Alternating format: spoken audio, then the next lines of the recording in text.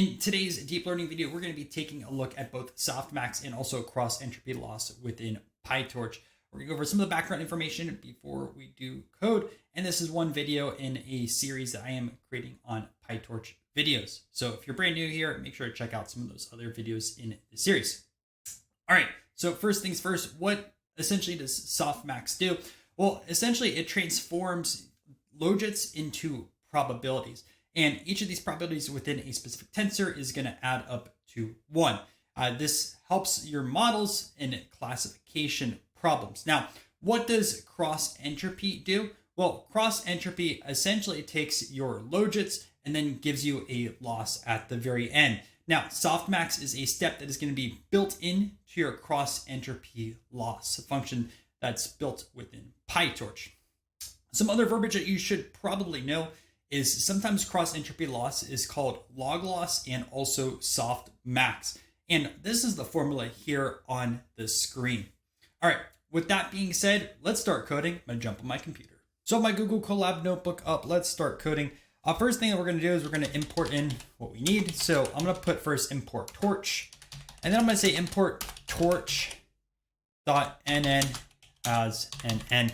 I'm gonna shift and enter, it runs a cell and goes down below. Next, what I'm going to do is define our logits and also our target. So we're going to put this, we're going to set this equal to torch.tensor, and let's walk through this code. So what I'm going to do is I'm going to create 2 brackets. We're going to have the inside brackets over here. We're going to put 3 numbers in there. And we're going to make these 2.5, 0.2, and 0.6.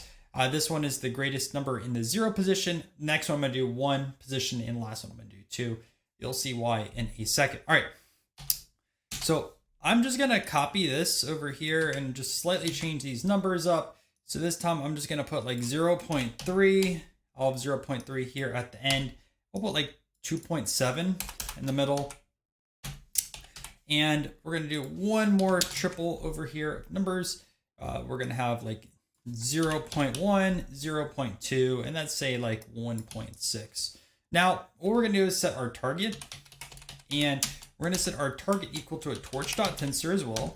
So let's set that up over here. And I'm just going to do 0, 1, and also 2, right? Again, 0 position, we had the most, 1 had the largest, and then 2, we had the largest. So we should get pretty good results. So I'm just going to run this right now. And first thing, what I'm going to do is set up the softmax. So here's how you can do it. I'm going to just go over here, softmax prob equals torch.softmax like this. Inside, we're going to put first our logits. So we're going to put our logits right here. And then we're going to set our dimension. So we want to have our logits in 1 dimension. So we put dim equals 1. All right. So we run this now over here. And then if I want to print this out, I'm just going to do a print statement. Pretty easy, right? Softmax prob over here. And we have all these over here. So we've converted these specific logits to probabilities. So if you take a look at these, right, and you're just going to have to trust my math over here. If you add these up, this is going to be 1. If you add this up, it's going to be 1. If you add this up over here, it is also going to be 1. The logits did not add up to 1, right? We had 2.5, 0.2, 0.6. That's obviously over 1. But what we have now as our output is going to be 1. Now, if you wanted to calculate specifically the cross entropy loss, you could do that with this softmax probability. Now, it is a bit more complicated than just using the criterion of nn.CrossEntropyLoss, which I'll be showing you in a second. But let's just do this as an example because this will be the last time that you do this. So let's put over here manual loss equals, and we're going to say torch.mean. And inside over here, we're going to do negative torch.log. Then what we're going to put over here is a softmax prob. So let's just throw that over here. We're going to gather them. So gather, we're going to say 1. We're going to put target.view. Then we're going to have -1 and also 1. And I think that should be it, right? So negative log is important. And I think we are good. It's going to average all of those samples. I think this should be it. So, all right. And now if I wanted to print this out over here, let's just print out our manual loss. So grab your manual loss, print that over here. And then we're just going to grab the .item. And you can see that we have a loss of 0.258. All right. Well, so just to reiterate the steps that we took this Logits over here, right? This number, all these over here. Then we did change it to the Softmax probabilities. So you just do torch.softmax, you throw your Logits in here, dimension 1 in this instance, print this out, right? Each of these are going to be equal to 1. And then we have this formula over here, a little bit complicated, right? Torch.mean, we take the negative log, the Softmax probabilities. Again, we change the view of these and we print out our specific loss. Well, here's the easy way to do it, right? So way easier. Okay, so here's how you do this. First thing that we're going to do is set a criterion. So criterion equals nn.CrossEntropyLoss. All right, so we have that over here.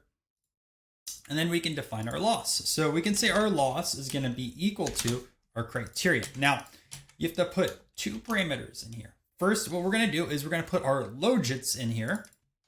And then we're also going to put our specific target, right? So, okay, we have both of those over here. And then I'm going to just print out our loss. Okay. And you can see that our loss, which I should have done loss.item, so I do apologize because it is still tensor right now. But let's put our loss.item over here, 25827, the same exact results over here. So let me explain essentially what is going on.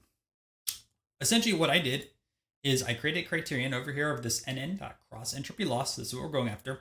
We're setting our loss equal to this over here, criterion. You put your Logits in, you put your target, you get this. It pretty much runs this formula.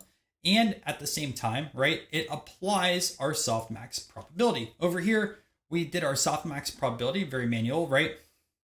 Well, not too manual, but we have to run this line over here to get these probabilities. Well, with this cross entropy loss function, it automatically converts the Logits into the softmax probability. And then it calculates all of this in the backend. So you don't need to memorize this formula, right? You can just run this nn.CrossEntropyLoss. Now, I read online what some good scores were. So let me go over those a little bit. Now, if you had a 0 loss, obviously that's perfect. It's not super realistic. Overall, you want to have about under a 0.3 to like a 0.4. Once you get above that, your cross entropy score, it tends to be a little bit high. And the article I read mentioned that if you have over a 2 cross entropy score, something is broken within your code. So just to keep that as a mental note, I want to go through another example with you guys. So I'm just going to create a few new lines. We'll say example number 2 over here. Number 2. All right. And what we're going to do is we're going to say Logits2 equals torch.rand n, and we're going to do 510 over here. And don't worry, I'll print this out so you guys can see what it looks like. And then we'll say target2 equals torch.long tensor, and we'll throw in some random numbers over here of 1, 7, 2, 4, and also 3. So the first time we did 4. This time we're going to be taking a look at 5. And let's take a look what these look like once I run the cell. So first, let's take a look at these Logits over here, right? So each of these are going to have 10 specific values. We're going to have 5 in general, right? 1, 2, 3, 4, 5, 6, 7, 8, 9, 10. And these are truly random, right? Compared to what I called this random. It really wasn't, but I just threw in some numbers on this side of things. But we have 5 of those over here. And then if we took a look at target 2, it should look very familiar to you, right? Same thing, right? We have our tensor here, 1, 7, 2, 4, 3, nothing changed. So let's build out this code. So all you have to do this time is criterion2 equals nn.CrossEntropyLoss. entropy loss like this. Okay. So we called our cross entropy loss. I called it criterion 2 this time. Next, what we're going to do is we're going to set up loss 2. It's going to be equal to this criterion 2 over here. Now, first thing we're going to do is put our logits. So make sure you put logits 2 right over there, followed by our target, right? Does all that crazy math in the background. And then if we want to see our specific loss, let's just go over here and copy this. And we're going to put loss to the item and boom, 3.5. And obviously this is not great because we have just random numbers here and we put sort of random. It's not fully random, but all these numbers over here in this tensor. And yeah, it does not make sense versus above, right? Where I kind of built this out to have pretty good results with 0, 1, 2. I showed you, right? Largest number here, and largest number here. And you can take a look at the probabilities also. All right. So our probability over here for the 2.5 is 0.8, which is the highest probability out of these 3 specific numbers. 2.7, again, the highest. Then 1.6, again, the highest in this side of things. So that is why this is really good for classification problems, and you see it used quite a lot. So I hope you found some value in this video. Hopefully it cleared up a little bit of what softmax and cross entropy loss is. I know when I first started learning PyTorch, it was a little bit confusing, but that's why I try to make these videos. Now, here's the next thing. If you're brand new to the channel, I'd really appreciate it if you could subscribe. It does help share these videos to other users here on the platform, and it's 100% for free. And if you're trying to continue to learn PyTorch, I have other videos right over here that you should watch in the series.